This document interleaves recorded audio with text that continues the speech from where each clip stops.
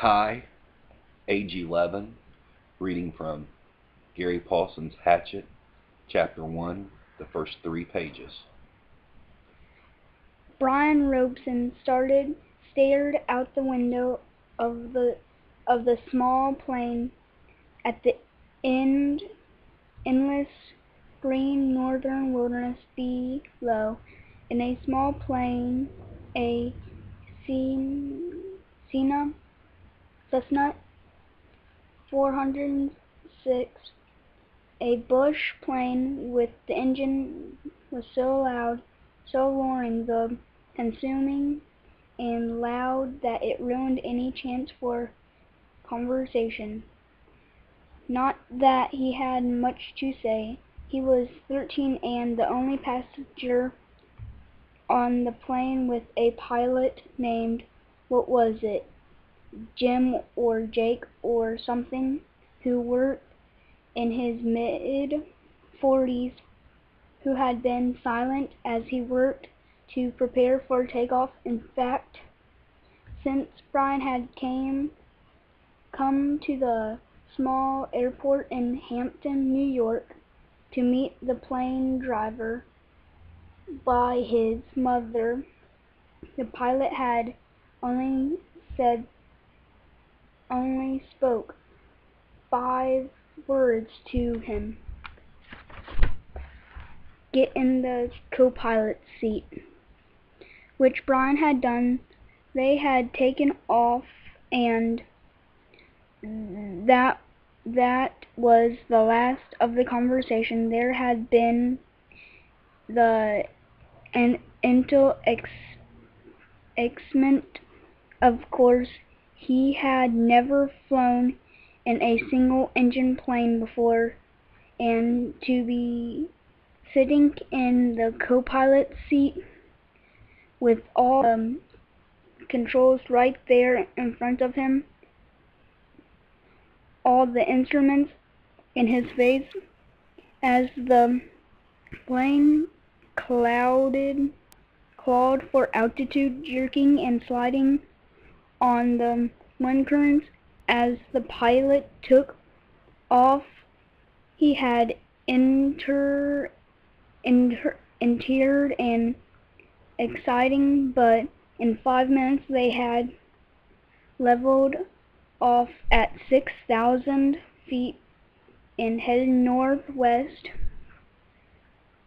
And from then on, the pilot had been silent, staring out the front, and the drone of the engine had been all that was left. The drone and the sea of green trees that had lay before the plane, noticed, and flowers to the horizon spread with the lakes, swamps, and wandering streams and rivers.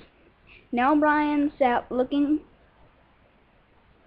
out the window with the roar thundering through his ears, and tried to catch along what had led up to taking this flight. The thinking started. Always it started with a single word: divorce.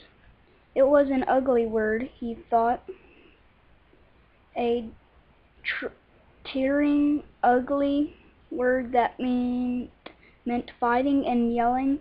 Lawyers, God, he thought, how he hated lawyers who sat with their uncomfortable smiles and tried to explain to him in legal terms how all that he lived in was coming apart, and how breaking and shattering of all the solid things, his home, his life, all the solid things, divorce, a breaking word, an ugly breaking word, divorce, secrets, no, not secrets so much as just the secret what he knew and had not told anybody what he knew about his mother, and that caused the divorce.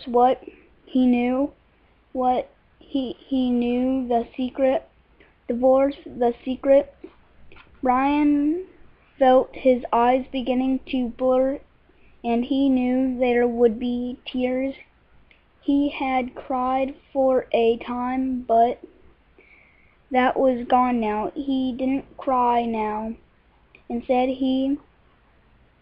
his eyes burned, and tears came from sleeping tears that a finger looked at the pilot out of the corner of his eye to make sure he hadn't noticed the burning and tears. The pilot sat large, and his hands tightly on the wheel, feet on rubber pedals that seemed more than machine than a man, and machine than a man, and an extension of the plane on the dashboard in front of him. Brian saw dials, switches, meters, knobs, levers, cranks, lights, handles that were wiggling and flickering. All included nothing that he understood. The pilot seemed the same way, part of the plane, not human. All right. So, Ty, who would you say are the main characters of what you read? Brian, the pilot, and his mom. Okay. And what's the setting of what you read? A forest out in the woods, northwestern, over a sea of trees. Okay. And are there anything else of what you read? What else is the setting? Kind of like back in the old days, a few years ago. Well, now not what goes on later, but what just what you read. What's the setting? Out in the woods, in a plane. What kind of plane? Do you remember? A bush plane. A bush plane. Okay. And do you know any of the main ideas so far of what you read? Not really. I mean, what were some things that maybe that was talked about? Divorce. Divorce. Secret. Okay, the divorce and the secret. And what else was a main idea? Maybe all of his life is falling apart because of the divorce and the secret. Okay. And did you like what you read so far? Yes, very much. Okay. Thank you.